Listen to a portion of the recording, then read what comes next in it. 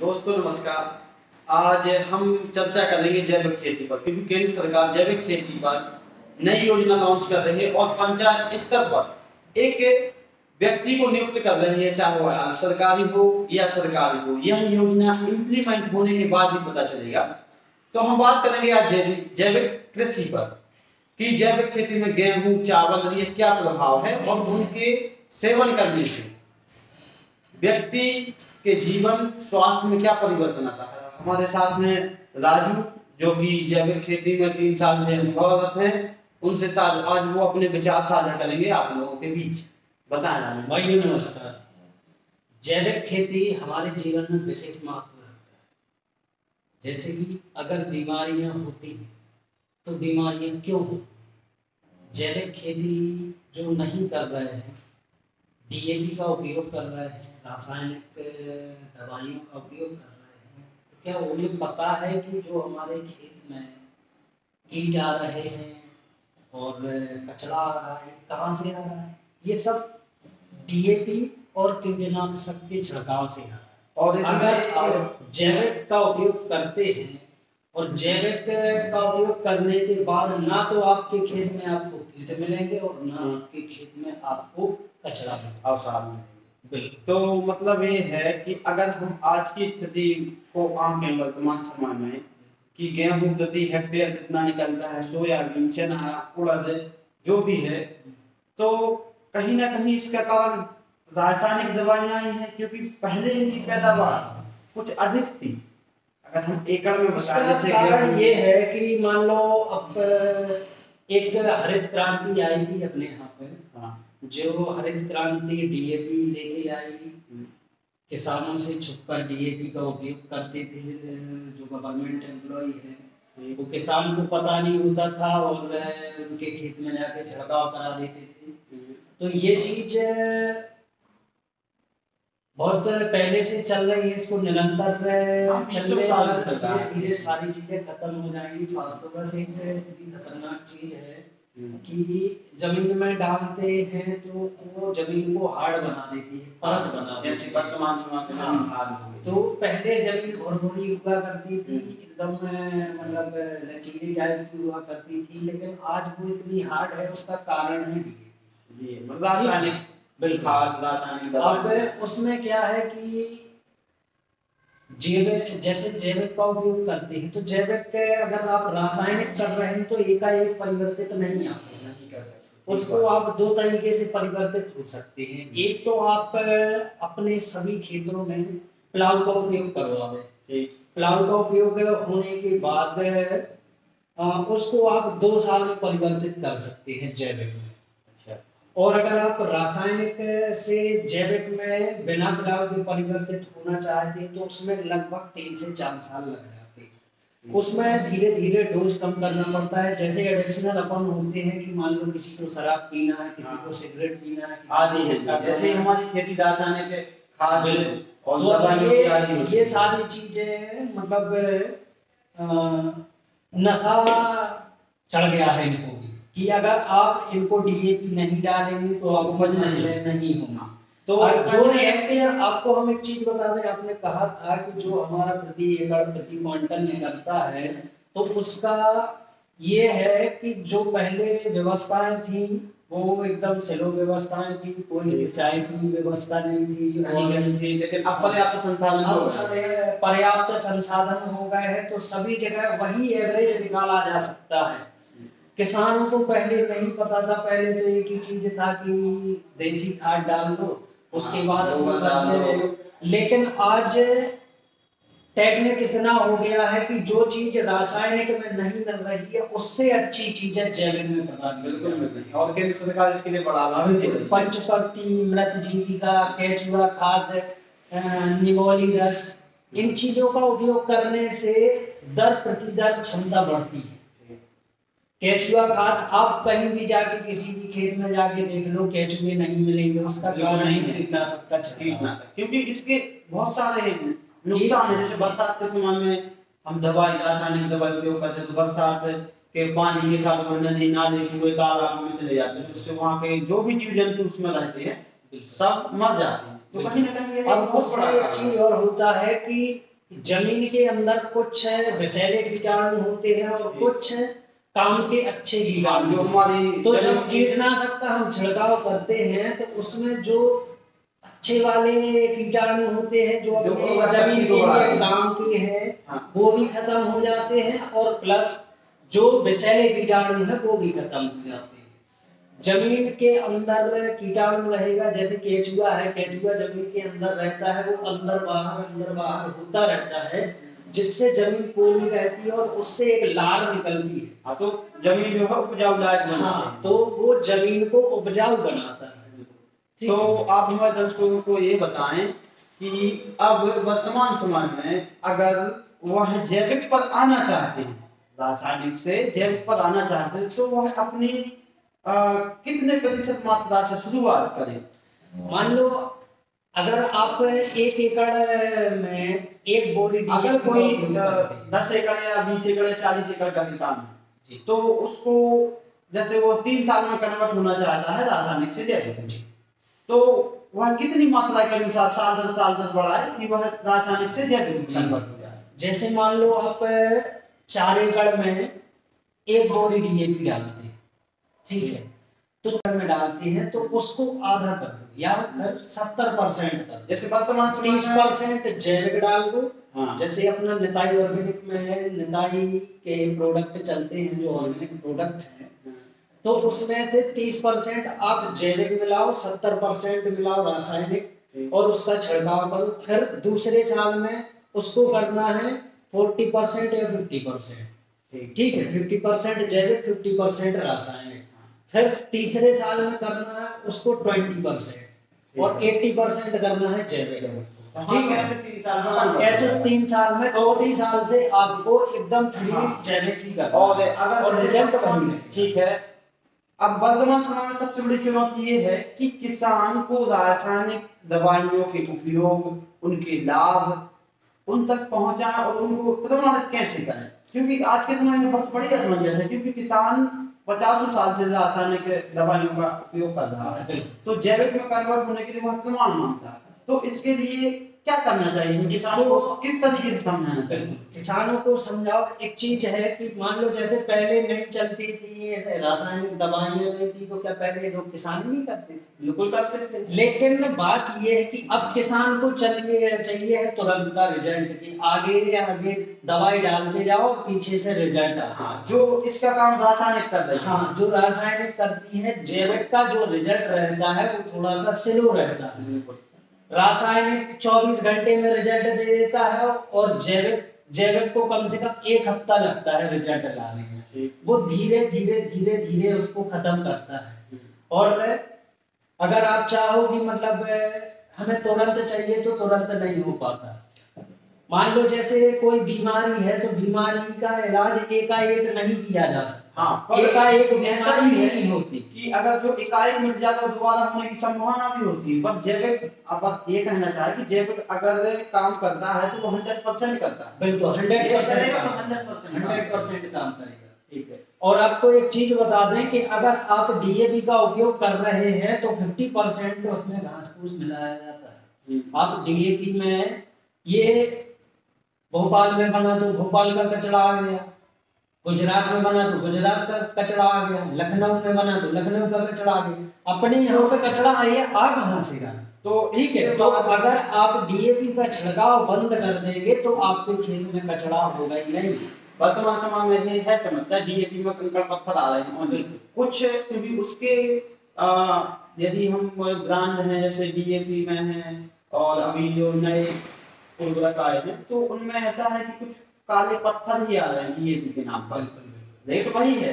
तो वो आज की स्थिति में देखे, मैंने खुद जाकर देखा कि खेतों में काले काले कंकड़ हैं, तो उसी के कारण। इसके अलावा हम चाहेंगे, ये आपने राखड़ का नाम सुना है? हाँ, ये वही राखड़ जो सीमेंट में मिलाई जाती है, वही राखड़ है। अगर आप राखड़ छिड़काव करवाते हैं तो राखड़ का छिड़काव तब होता है, उसको सुपर के नाम से भी जानते हैं, जब छिड़काव करते हैं जब अपनी जमीन चिलकती है, और इसका उपयोग बरसात में ही करते हैं। बरसात के पहले मान लो यहाँ पे ये झील है, यहाँ पे पानी झिलकता है, यहाँ अपना खेत भरा रहता है, तो वहां पे आप राखड़ का उपयोग कर सकते हैं।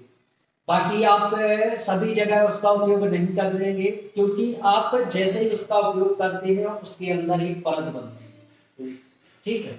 वो परत एक फसल तो हो जाती है, दूसरी फसल में वो मजबूत हो जाता है, ठीक है। तो जिसके कारण जो हमारे उसमें कंकड़ पत्थर ऑटोमेटिक बढ़ जाते तो हैं, उपजाऊ जो होती है उसकी उर्वरक शक्ति कम हो जाती है। तो अब हमारे दर्शकों को ये बताएं कि ऐसी कौन सी जो है, जैसे हम जैविक खाद बनाना चाहें, ठीक है, और जैविक दवाई बनाना चाहें, तो अगर कोई व्यक्ति 1 एकड़ का किसान है या 2 एकड़ का किसान है, तो वह सोच रहा है कि हम घर पे ही बनाएं, जैविक घर पे बना तो सकता है। उनके क्या है, क्या क्या उपयोग करने चाहिए, क्या फॉर्मूला है? अगर उसको दवाई बनानी है तो सबसे पहले क्या है कि जैविक में कीटनाशक होता नहीं है, कचड़े की दवाई नहीं होती, ठीक है, कीटनाशक होता है और उर्वरक होता है। अगर कीटनाशक बनाना चाहे तो धतूरा होता है, नीम होती है, ठीक है, अकलवा होता है। ऐसी चीजों का उपयोग करने के बाद उसको कम से कम 45 दिन तक जर्नेट करना पड़ता है, ठीक है। ये एक सभी को एकत्रित करना पड़ता है। हाँ, ये सारी पत्तियां इकट्ठा करोगे, और प्लस इसमें एक चीज और अपन डाल देते हैं जो गाजर घास के नाम से जानते हैं जिसको। अब लोग बागों की नजरों में गाजर घास कचरा है, लेकिन गाजर घास का बहुत उपयोग है, क्योंकि सबसे ज्यादा ह्यूमिक उसमें पाया जाता है और सबसे ज्यादा नाइट्रोजन पाया जाता है गौमूत्र। तो हम गौमूत्र, गोबर और ये गाजर घास, इनको 45 दिन तक जर्नेट करने के लिए एक बड़े 200 लीटर के टैंक में या 500 लीटर के टैंक में इसको इकट्ठा करके ले लेते हैं, और पर डे उसको चलाना पड़ता है, एक बड़ी सी लकड़ी से करना पड़ता है उसको। और उसमें कम से कम मान लो आपने 200 लीटर बनाया तो 200 लीटर में कम से कम 5 केजी गुड़ डालना पड़ेगा, ठीक है। और हल्की सी मात्रा में आप अगर नमक डालना चाहें तो 1 केजी नमक, 2 केजी नमक डाल सकते हैं, और उसको साथ में चलाना है, ठीक तो है। इसके साथ हम बात करेंगे अब बीज को लेकर कि इसका जो मार्केट में क्या वैल्यू है। अगर आप दवाई जैविक दे रहे हैं, आप प्रोडक्ट दे रहे हैं उनके लिए, चाहे गेहूं हो, दाल, दलिया और या जो जैविक दवाइयाँ हो किसान को उपयोग करने के लिए, तो रासायनिक दवाई और जैविक दवाई के जो प्राइस हैं, जो उनके मूल्य हैं, उनमें क्या डिफरेंस है या समान? बिल्कुल डिफरेंस। रासायनिक दवाई 200 रुपये पर एकड़ भी मिल जाती है और 1000 रुपये पर एकड़ भी मिलती है, क्योंकि इसमें 3 क्वालिटी आती हैं, एक फर्स्ट ग्रेड होता है, एक सेकंड ग्रेड होता है और एक थर्ड ग्रेड होता है। जो थर्ड ग्रेड की दवाइयाँ होती हैं वो 100 रुपये 200 रुपये पर एकड़ मिल जाती है, ठीक है। और अगर आप 4 एकड़ में भी डालना चाहते हैं तो 4 एकड़ में भी 250 से 300 रुपये में मिल जाएगा, लेकिन इसका रिजल्ट नहीं रहेगा। वो होती है 10 ग्रेड और 20 ग्रेड। 10 ग्रेड 20 ग्रेड है, आप मान लो कि आपका 100% है, आपका 1 एकड़ का खेत है और आपको 100% दे, तो आप 70 से 80% के दावेदार हैं कि हमारा इतना रिजल्ट आना चाहिए। तो आपको क्या 10% और 20% जब आपको केमिकल या दवाइयाँ हम देंगे तो क्या वो काम करेगा? नहीं करेगा ना। मान लो आपको 4 रोटी खानी, आपको 1 दिया जाए तो क्या वो काम करेगा? नहीं करेगा ना। तो ऐसा ही इसका है, इसमें मूल्यों का थोड़ा सा रहता है कि जैविक के मूल्य ज्यादा होते हैं, पर कुछ परसेंट 2-5% हाँ, रह सकते हैं, बिल्कुल। लेकिन जो दवाई 48 ग्रेड या 46 ग्रेड काम करती है या फिर 60% काम करती है, लेकिन जैविक के जो प्रोडक्ट होते हैं वो 99% या 95% काम करते हैं। हाँ, तो स्वाभाविक सी बात है कि अगर हम जो 80% काम नहीं कर रहे, केवल 20%, वो 250 रुपये में बन जाती, मतलब तो पैसा वेस्ट ही कर रहे हैं। तो इससे अच्छा हम बोल रहे हैं जो 95-99% काम करें। तो इसके बाद हम बात करेंगे जैसे कि बीज है, अगर हम जैविक उपजा कर उसको दोबारा खेत में डाल दें तो उसकी उपज है। हमें जैविक खेती की उपज के बारे में बताएं। अगर आप मान लो आपने जैविक किया है, पूर्ण आपने जो नियम है वो पूरा किया है, 3 से 4 साल में आप कन्वर्ट हुए हैं या फिर 2 से 3 साल में आप कन्वर्ट हुए हैं, तो जो आपका बीज रहेगा वो जैविक हो जाएगा। अगर आप रासायनिक का छिड़काव नहीं करते, डीएपी का छिड़काव नहीं करते, तो आप जैविक है। और जैविक के अलावा अगर आप उसी बीज का दोबारा भी उपयोग करते हैं तो उसमें आप चाहे कि इसकी उपज कम होगी तो नहीं। तो और आपको एक चीज बता दें कि जो उपजाऊ होता है वो हमारा खेत होता है, बीज उपजाऊ नहीं होता। ठीक है, बीज तो कुछ मतलब नहीं ये है- करता, आप जमीन में डालोगे, आपका जो भी बीज रहेगा आप जमीन में डालोगे, आपके जमीन की उपजाऊ क्षमता ज्यादा होनी हाँ, चाहिए। मतलब यही है कि आप जो है कृषि की उर्वरक क्षमता को बढ़ाने के लिए जैविक में कन्वर्ट हो। आप जैविक करते हैं तो जैविक अपनी क्षमता एक बार उसने क्षमता प्राप्त कर ली तो वो तो जैविक में क्षमता खत्म नहीं होगी, निरंतर क्षमता बढ़ती है, क्योंकि उसमें सभी सहयोग करते हैं, कीड़े मकोड़े भी सहयोग करते हैं, उसमें जैविक सारी चीजें। हाँ। अब अपन ने मान लो जैविक का उपयोग कर रहे हैं, जैविक खाद डाल रहे हैं, देसी खाद डाल रहे हैं, गौमूत्र डाल रहे हैं, गोबर डाल रहे हैं, इसको डालने से हमारी जमीन हार्ड नहीं होगी, हमारी जमीन भुरभुरी होगी, हमारी जमीन पोली होगी।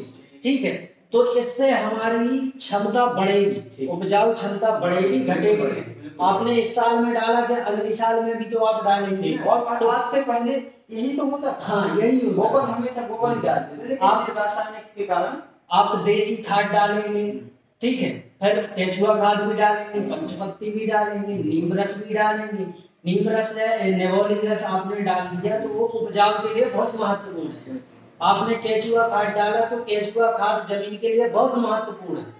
तो अब इसके बाद आप दर्शकों से क्या कहना चाहेंगे कि क्या प्रॉफिट है और इसमें कन्वर्ट होने के बाद हम कितना लाभ कमा सकते हैं, बशर्ते रासायनिक खेती कर रहे हैं वर्तमान में और जैविक खेती में कन्वर्ट होने के बाद हम कितना मुनाफा कमा सकते हैं अगर हम प्रति हेक्टेयर या 1 एकड़ के हिसाब से बात करें। मान लो आप रासायनिक में 1 एकड़ में 7 से 8 या ज्यादा से ज्यादा 10 क्विंटल लेते हैं, तो जैविक में 10 से ज्यादा की गारंटी लेता हूं मैं कि 10 से ज्यादा निकलेगा, क्योंकि उसकी क्षमता घटेगी नहीं, उसकी क्षमता बढ़ेगी तो आपकी उपज भी बढ़ेगी।